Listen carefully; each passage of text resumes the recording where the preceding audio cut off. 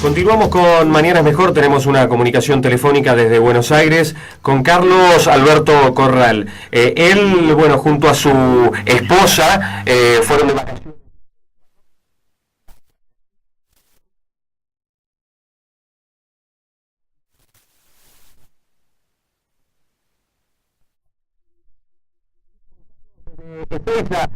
Imagino que ya debe haber llegado a Buenos Aires desde Ecuador. ¿Es así? ¿Lo confirmamos, Carlos? ¿Qué tal? Buen día.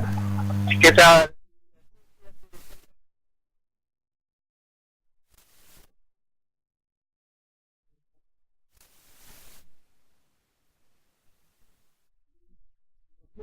Carlos, cuéntenos qué pasó allí en Ecuador. Le comento aparte todo lo que pasó, discúlpeme, cuando acabo de llegar a Ezeiza me abrieron la valija también, así la hicimos completita. Ah, bueno, ¿le abrieron la valija para revisar? No, para robar, me refiero, estaba cortada, rota.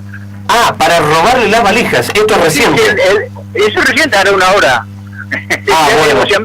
Me río porque ya es demasiado, entonces bueno. Claro, como que ya se hicieron costumbre en tan poco tiempo, ¿no? Lamentablemente. Sí, víctimas de la inseguridad, no solamente en el país, sino también fuera del mismo. Allá fue mucho peor, eso seguro. Bueno, ¿qué es lo que pasó entonces allá en Ecuador, en medio de la selva? Vamos a hacer un orden cronológico de los hechos. Yo le comento, nosotros primero el día 20 de mayo viajamos a Guayaquil y de ahí nos fuimos a una localidad que se llama Salinas, un lugar muy lindo. Y después hicimos una excursión a otro lugar que se llama Montañita, otro lugar muy lindo. Y como tenemos que tomar el avión en Guayaquil, fuimos a Guayaquil y con la intención, nos quedamos unos días y después tomamos el avión.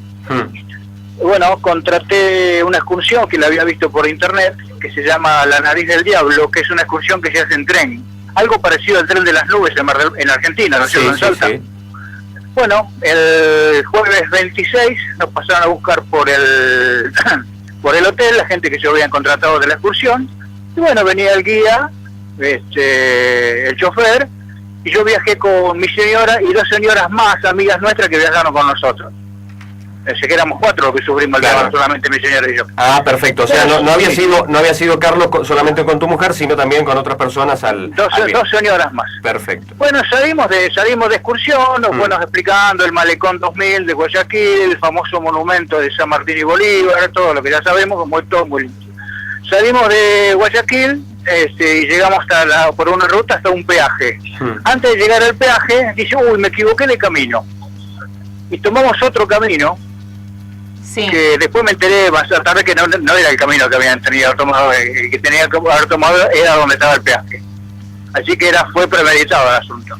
El conductor después de recorrer ese camino que con monte y selva, que más o menos lo recorrimos durante 2 horas, llegamos a un momento en el cual había un tronco en el camino, como para que paremos, y había del monte o selva salieron 6 personas fuertemente armadas, encapuchadas, pero con pasamontañas, chaleco antibala, armas largas, armas cortas, era demasiado.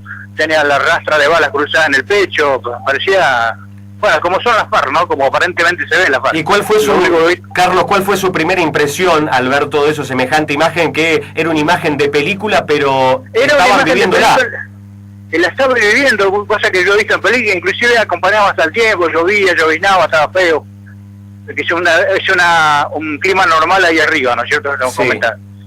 Después que se pusieron dentro de la camioneta, uno tomó el mando de la camioneta y nos llevaron a un camino vecinal, también selvático por supuesto, y ahí nos bajaron a los golpes de la camioneta, nos revisaron, nos manosearon a todos, hombres y mujeres, pero no como un ataque sexual, sino más que nada para ver qué teníamos guardado en otro lado, ¿no? ¿Los agredieron físicamente, Carlos? Bueno, a mí me pegaron un golpe en la cabeza, a mi señora una patada en la rodilla, o sea, no fue demasiado, pero fueron algunos golpes. Bueno, ¿y cómo se pudieron comunicar? ¿Cómo pudieron...? Bueno, les comento, después que nos tiraron al piso y nos ataron, a mí me ataron de espaldas, sí. Con la cara contra el piso, y uno me puso la ametralladora en la cabeza y la rodilla en la espalda y le preguntaba al otro qué hago con ese. Yo supongo que yo sería el más peligroso, no por malo, sino porque soy grandote y tengo... nada que ver con lo que soy en realidad, ¿no? Sí. Bueno, nos robaron a todos y se robaron la camioneta. Después salimos a caminar por la ruta en sentido contrario donde habíamos, donde estábamos subiendo, y pasó una camioneta así con verdura, fruta de la zona, y nos llevó a un poblado que se llama La Clementina, que es un caserío de gente muy humilde, parecen indígenas, ¿no? Sí. Y de ahí deducimos que eran las FARC, porque una señora ahí bajita me llamó al costado y dice, esto no fue ladrones comunes, estos fueron las FARC que se están armando después de lo de Chávez, empezaron a armarse de nuevo y empezaron a juntar dinero, y si ustedes tuvieron mucha suerte, porque normalmente los matan. ¿Pero esa es una zona liberada, Carlos? Mire, yo no sé si es liberada, pero me enteré después por la policía que simplemente en todo ese trayecto de varios kilómetros y un lugar tan escabroso hay nada más que 2 policías. ¿Cuántas horas aproximadamente? Por supuesto no pueden recorrer todo eso. Carlos, Luciana le habla. Sí. ¿Cuántas horas aproximadamente los tuvieron retenidos? No, nosotros habremos estado 1 hora, hora y pico con ellos. No más, porque ellos estaban recontra nerviosos y apurados. Pero más o menos un poquito más de 1 hora estuvimos con ellos. Bien. Después que nos llevaron a ese poblado, que hablamos con esa gente misma, estos humildes, nos dieron de comer, bebida, y llamaron a la policía, que tardó 5 horas en venir. 5 horas, 5 horas para llegar la policía. 5 horas para llegar la policía, que estaba a 30 kilómetros, no estaba tan lejos tampoco, ¿no? Claro. Bueno, después de todo ese tiempo pudimos hacer la denuncia en un lugar que se llama La Troncal, es un pueblo, ¿no? Pude hacer la denuncia ahí, y después tuve la mejor idea y dije, mira, lo que voy a hacer, me voy a ir al consulado argentino con la denuncia.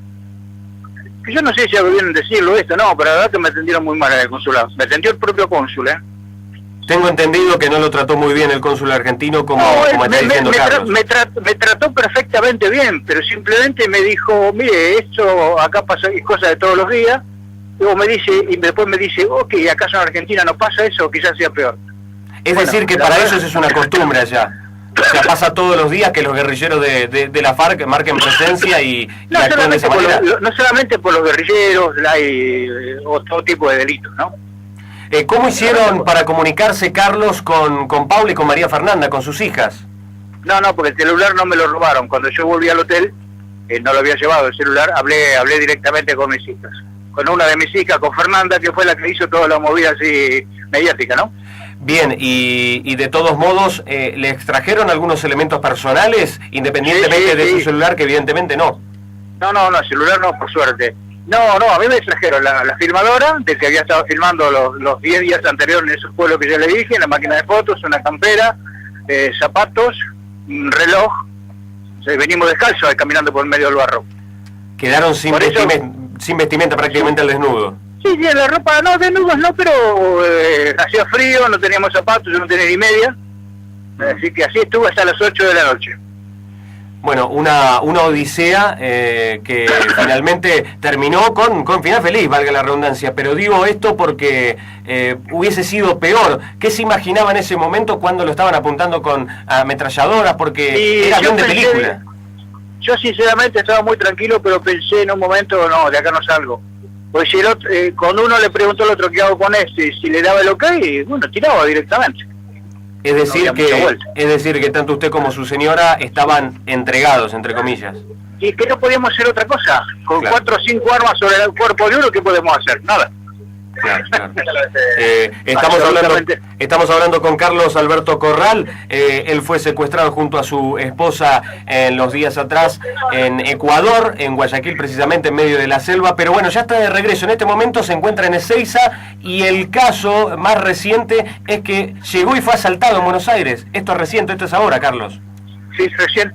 No fui asaltado, pero los famosos robos valija de Ezeiza, supongo yo, porque en la cinta transportadora estaba la valija abierta, rota, no solamente abierta. Claro, ¿es un viaje para el olvido? Sí, por supuesto que sí. Carlos, o para recordarlo mucho tiempo. O para recordarlo mucho tiempo, sí. Bueno. ¿Cuándo estarían llegando a Mar del Plata, Carlos?